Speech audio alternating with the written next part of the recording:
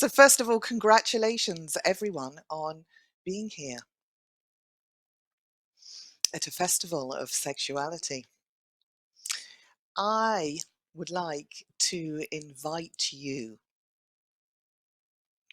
into the universe of deliciousness, which is a subtle, sensitive, sensual, spiritual, sexual realm hidden just beneath the surface of frantic, ordinary life.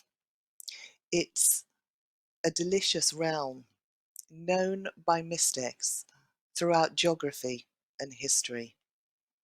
There is an abundance of pleasure available for everyone without discrimination or expense. It's freely available and waiting for us to discover it. Pleasure is our birthright. Yet many of us feel disappointed with life and with intimacy. A late night fumble when we're too tired to really pay attention to ourselves or to another, too tired to really communicate well, is not the best possible sex. It can leave us feeling rushed and lonely. This problem isn't personal, it's cultural. We live in the most unsensual culture. Despite great advances in technology, many of us are distanced from our own body, our desire, and our aliveness.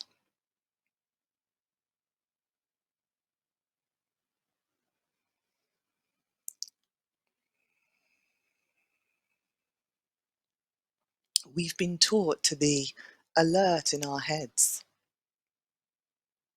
and to ignore our bodies. We've learnt to distrust ourselves, the soft animal of our body. We've been taught that pleasure is selfish,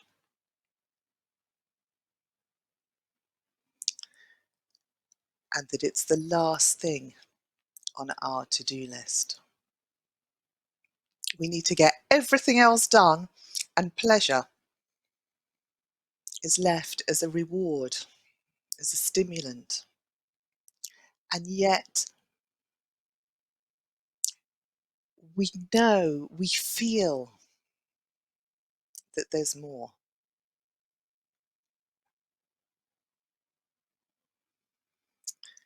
Perhaps like you, as a child, I was confused. I was curious, with a head full of dreams, roomfuls of naked people. My hands were curious. They wanted to touch shapes and textures. And yet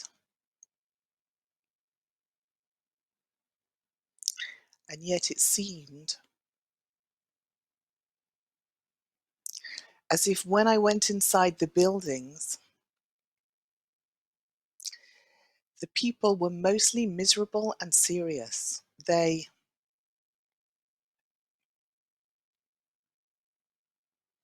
weren't full of the joy that I was in contact with when I was outside in nature, when I was dreaming.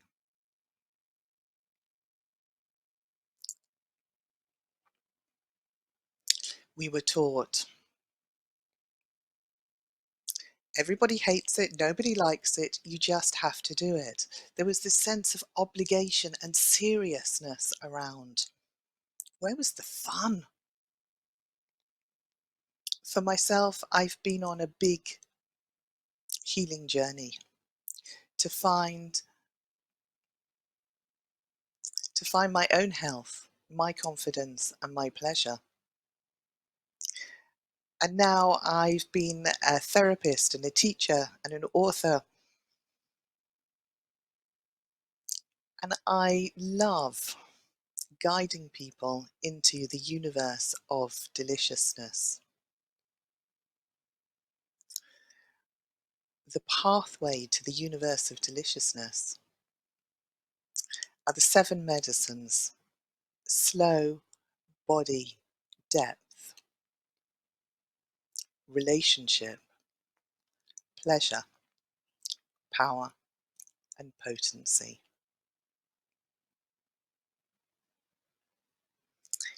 So, how can you bring this essential, scrumptious deliciousness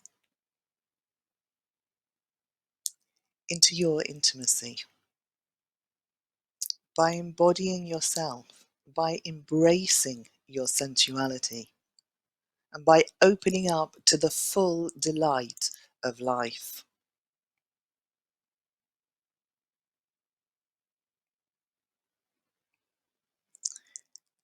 Healing is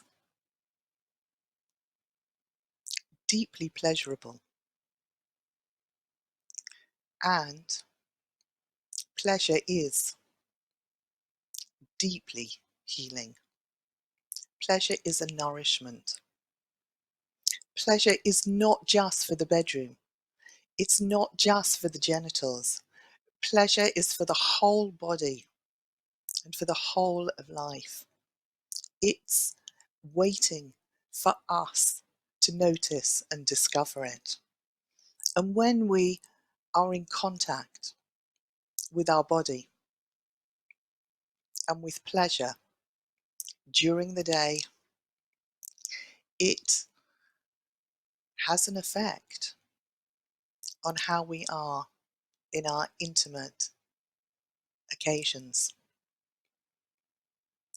How we are at work or cooking the dinner is also how we are in the bedroom.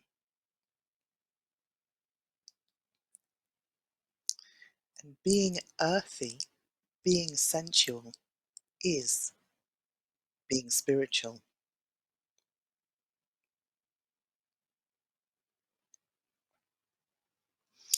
So I want to talk to you a little bit about embodiment.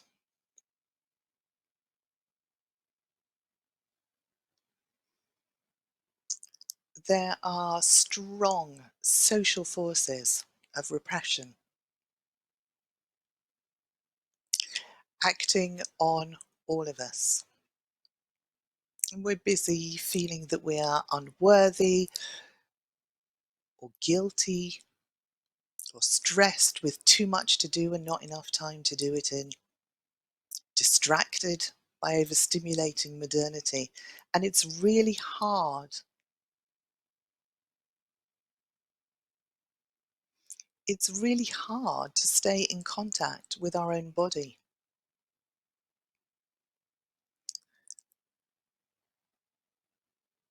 Life as a whole is naturally rich, full of pleasure, full of many experiences.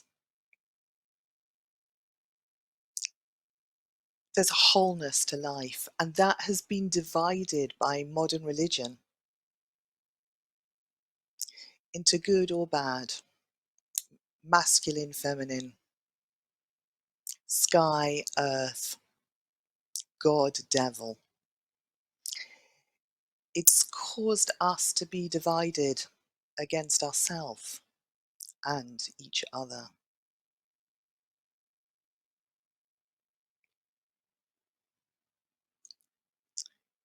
In very ancient times,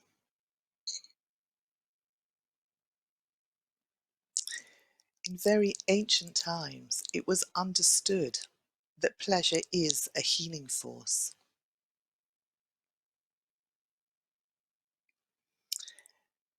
And in the ancient temples, The priestesses would heal the hurt,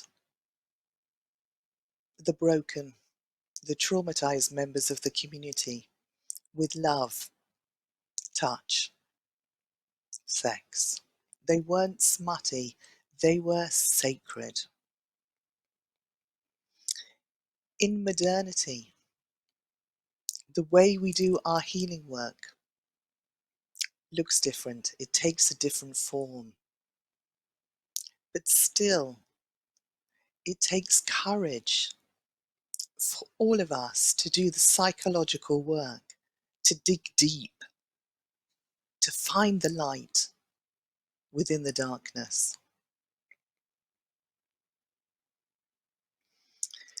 When we're divided against ourselves, we're full of criticism, and what we need is the permission that we are wonderful, that we are loved, that we're accepted.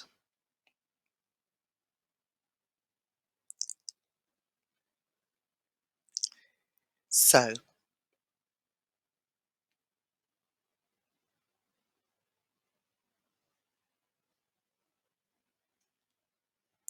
so I would like to invite you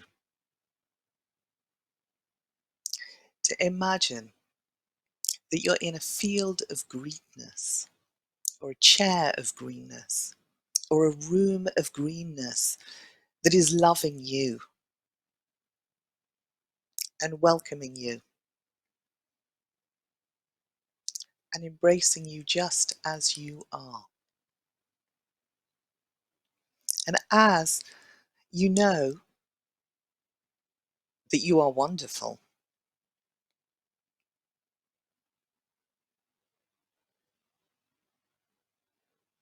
you can begin to really inhabit your own body. So in this moment, I'd like you to feel your feet on the ground, your bottom on the chair, your hands.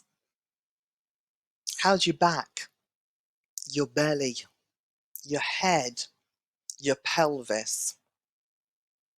Are you really here? Are you ready for pleasure?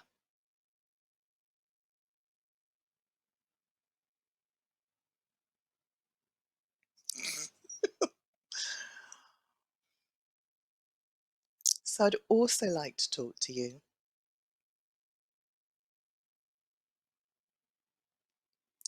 about sensuality. Pleasure is a learned skill. When we're hurt, shocked, traumatized, and we've all had difficult experiences, when we feel overwhelmed, we try to simplify in order to cope. We can shut down feeling pleasure. Pleasure isn't a thought. Pleasure is a feeling. It's an experience.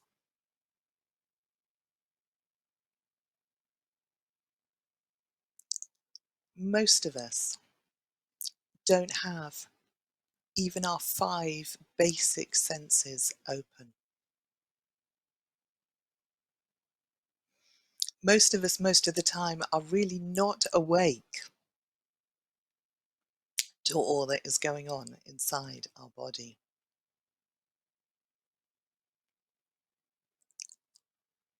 The ancient Tantric sutras talked about many different kinds of sensing. The 19th century Rudolf Steiner and the 20th century Professor Howard Gardner also talked about different kinds of sensing, about sensing one's weight, one's space, stillness, darkness, temperature,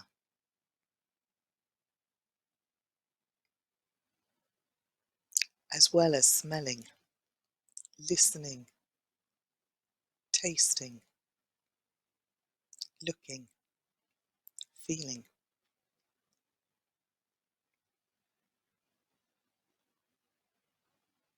savoring, relishing, and delighting. Being sensitive can feel like a complication, but it's actually a richness. It's a richness that's at the root of our aliveness. I invite you to think of the things that you enjoy doing, whether it's gardening or cooking or painting or making music or whatever it is. Where and how do you experience the pleasure in that? And how can you give yourself more of that pleasure? How can you amplify, expand that pleasure?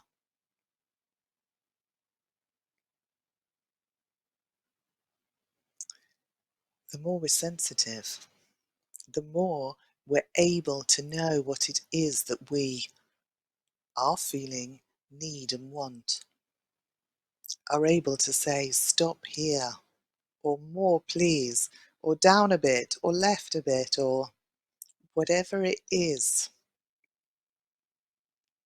So I'd like now to put on a piece of music and invite you to move your body, whether you're seated or you want to stand up and move, whether you just move a finger or a foot, or you want to move your full body. I invite you to notice where there is pleasure, because pleasure is always present. It might be in your forearm, it might be in your pelvis, it might be in a foot. I seem to have pleasure in my forearms right now. How very interesting. Where are you finding some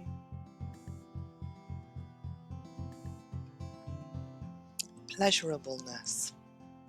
It doesn't have to be big for it to be delicious. And as you find some pleasure, you can move and breathe and attend to it and expand it.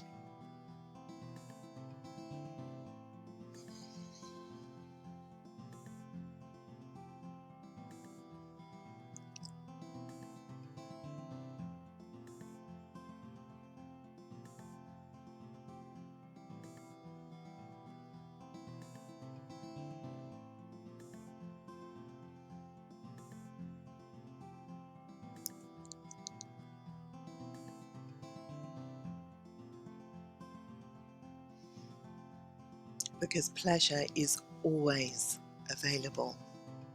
No matter what is going on, there is always some pleasure available to you in your body.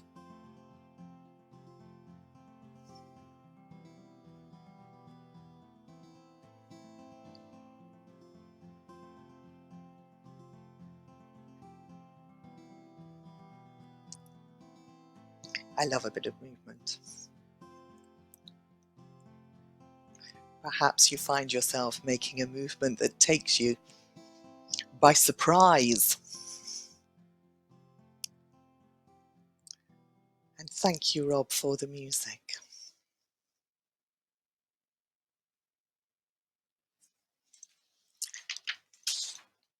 So now,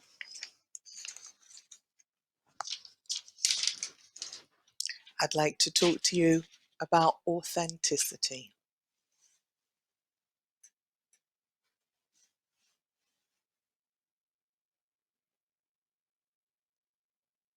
being the sensual in the everyday, being your authentic sensual self.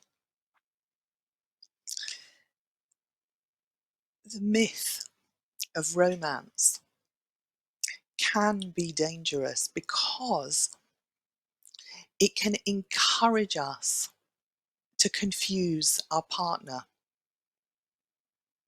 with our pleasure. It's deep in us. As children, we learned that pleasure comes to us, towards us from the outside. The pleasure is something that we need to strive for, manipulate for, effort for in order to get. But actually, pleasure is already here waiting for us to notice it. Pleasure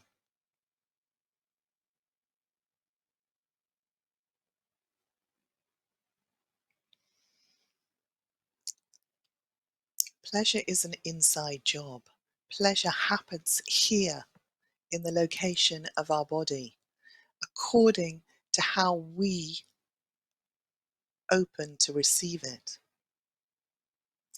When we feel safe enough to really feel, then we can drop into our pleasure.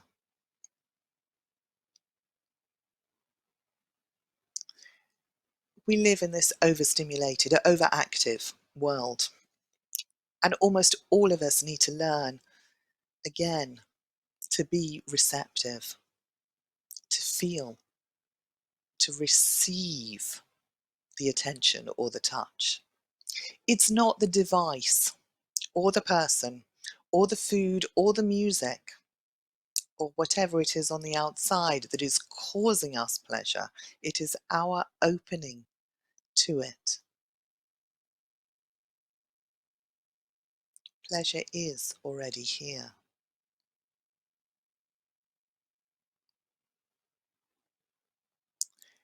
Can you celebrate your sensual nature in relationship with the sensual nature of life? All of life is hugely sensual.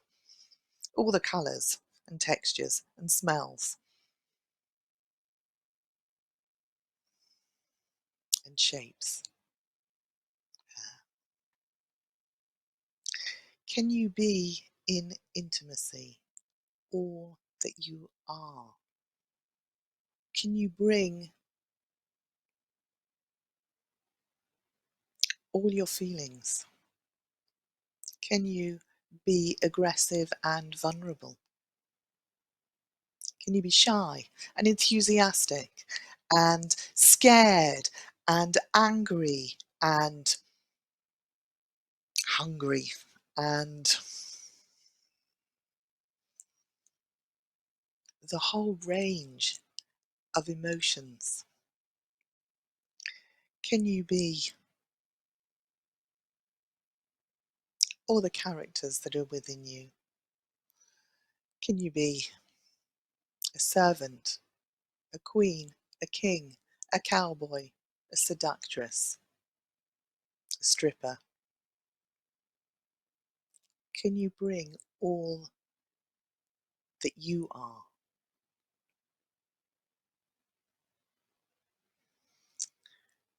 So I'd like you to imagine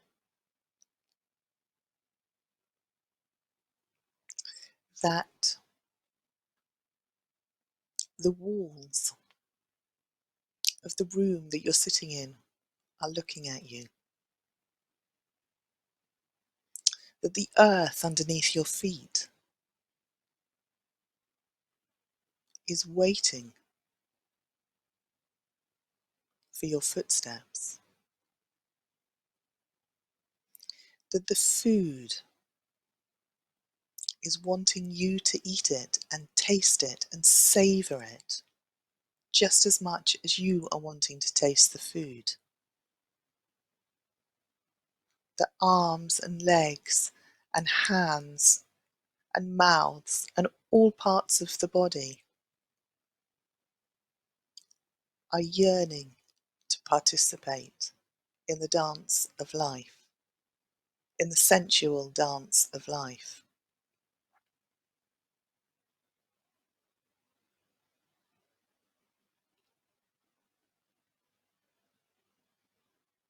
So, how can you bring this fullness of sensuality back into your own life? This way that I'm talking about is the opposite of fast, adrenalized, goal orientated sex, friction plus fantasy sex.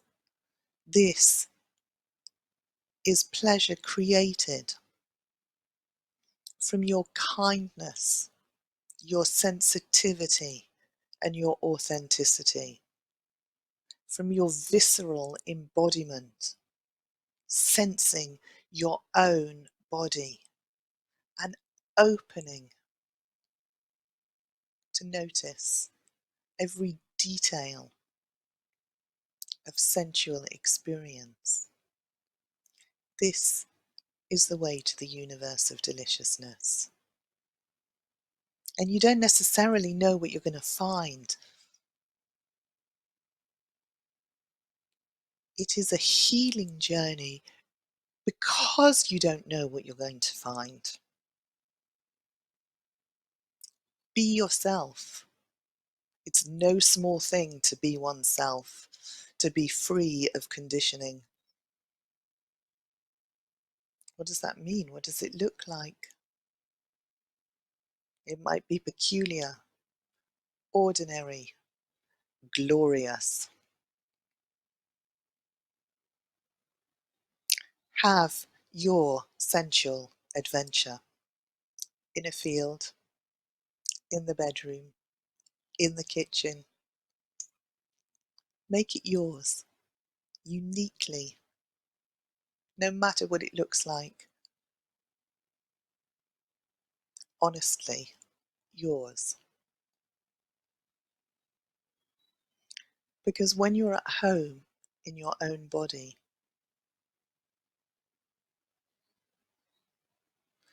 and satisfied by pleasure,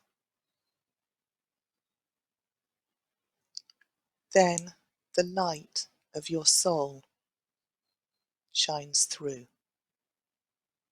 And then you're confident, really confident,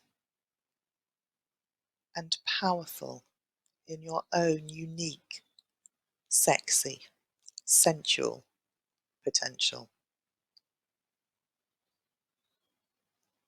And that is spot on 4:30. I mean 6:30. So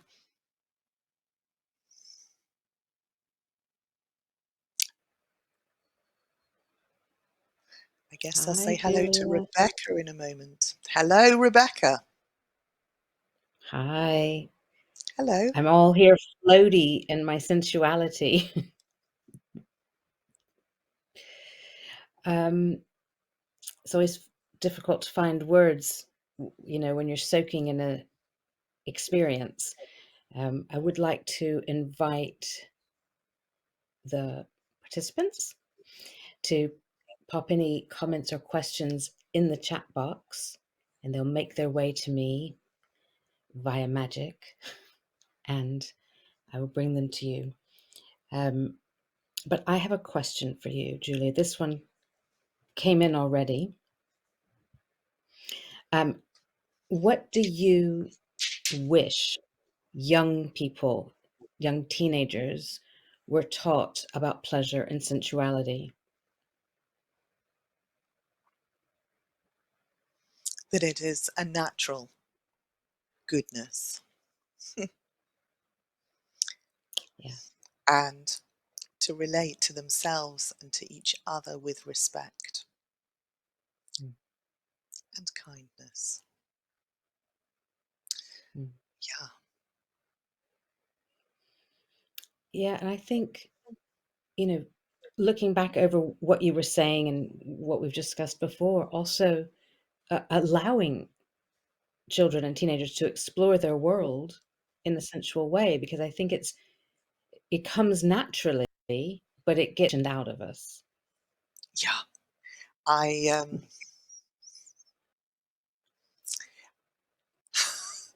I mean, yeah, I think all children, even babies, I think, all beings are naturally sensual and sexual.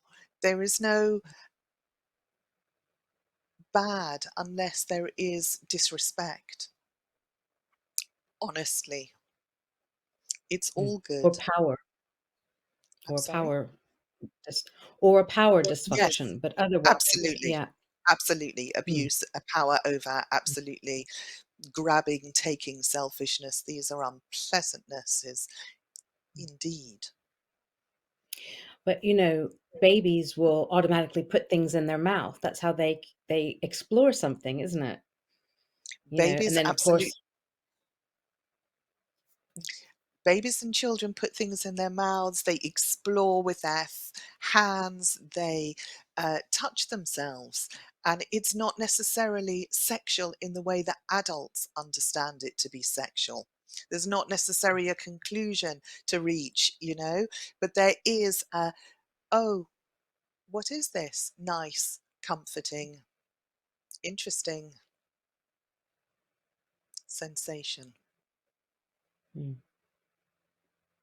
Wouldn't it be marvelous if young children were taught that it's natural?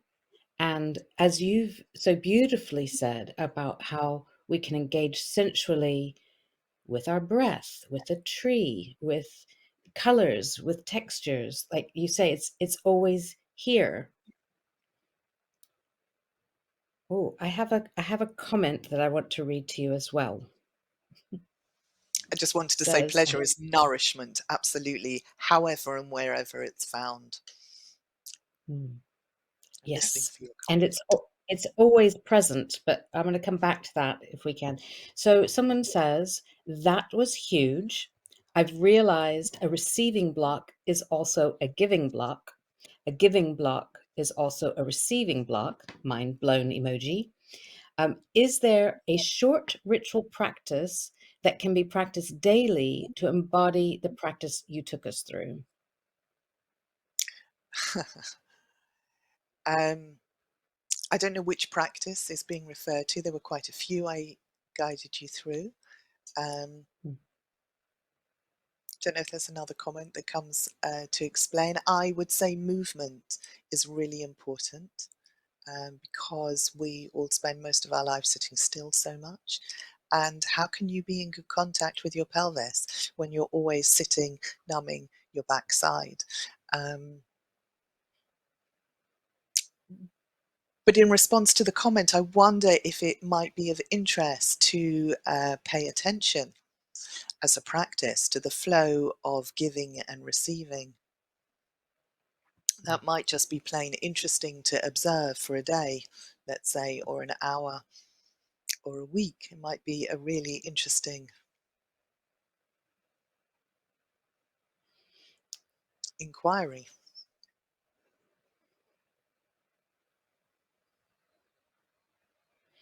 But in as an Thank embodiment practice, I personally love music.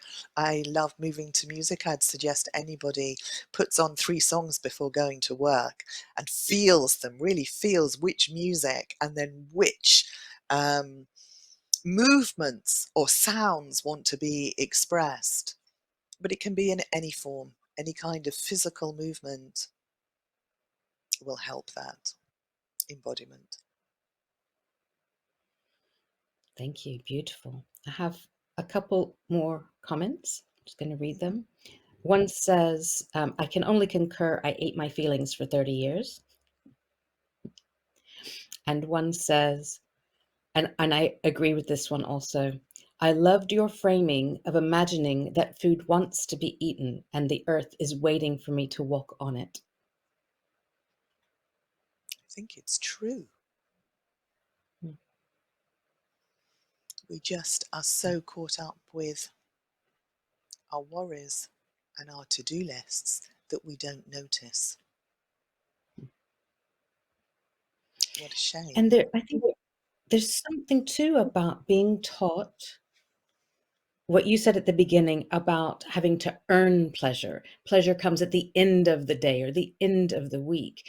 And it's something that, we have to be good enough to be enough to receive. Whereas actually, as you frame it, everything wants to engage with us. Everything wants to be sensual with us. There is a danger when we see pleasure as a sweet treat, as a reward for our hard work. It sort of weaponizes it. Then we and people Mm. become, um,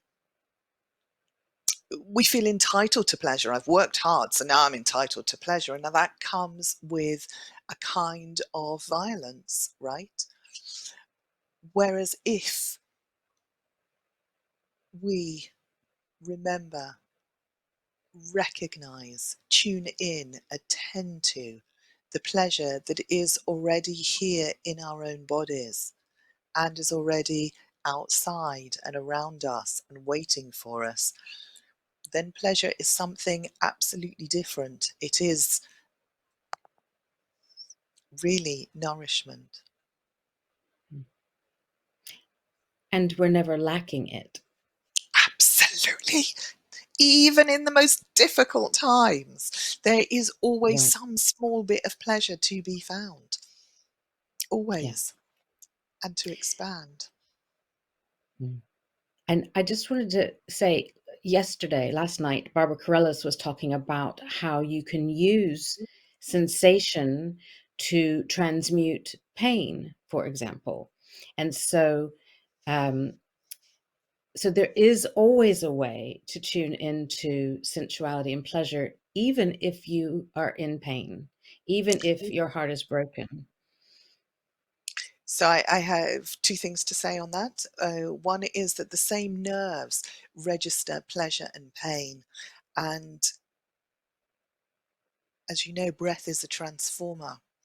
So bringing breath can literally change a sensation of physical pain into a sensation of physical pleasure.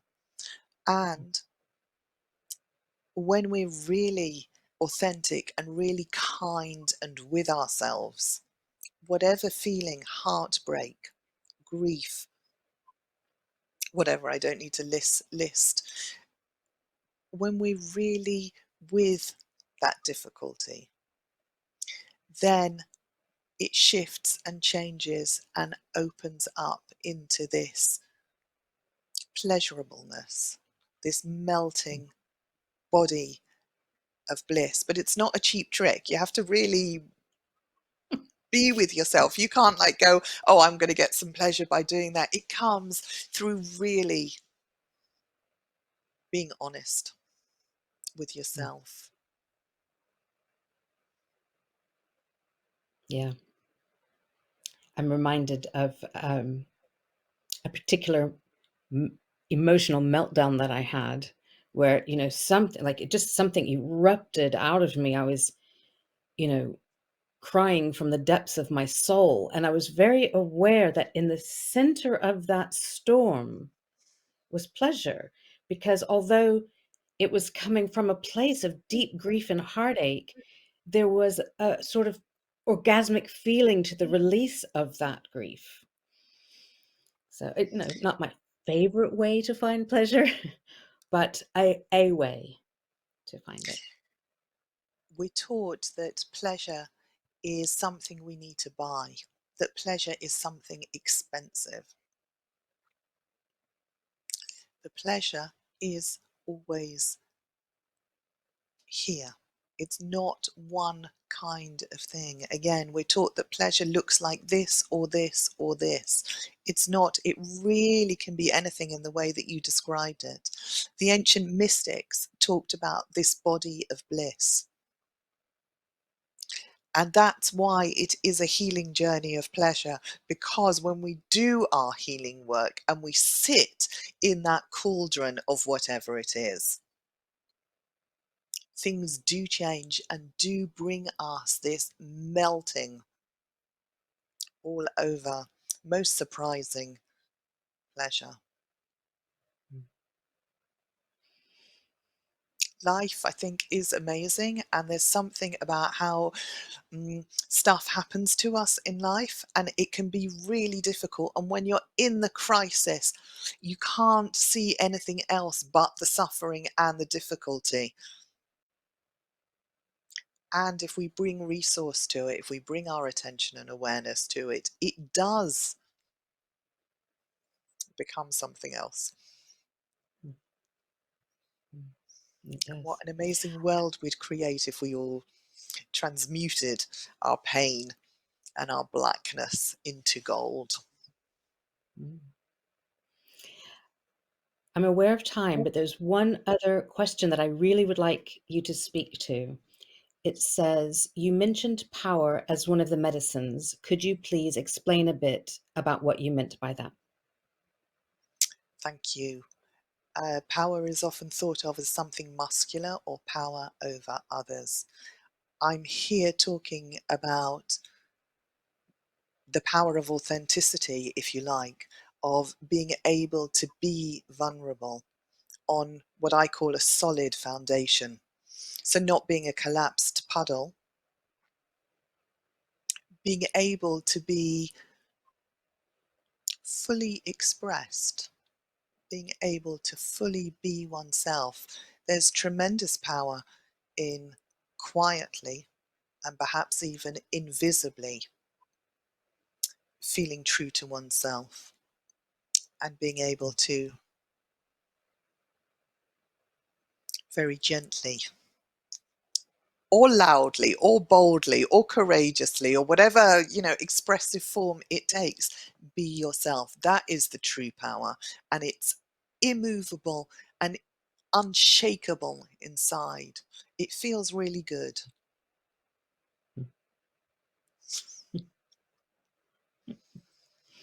Yeah, beautiful. Thank you. I think DK may speak to power a little bit as well in a few moments.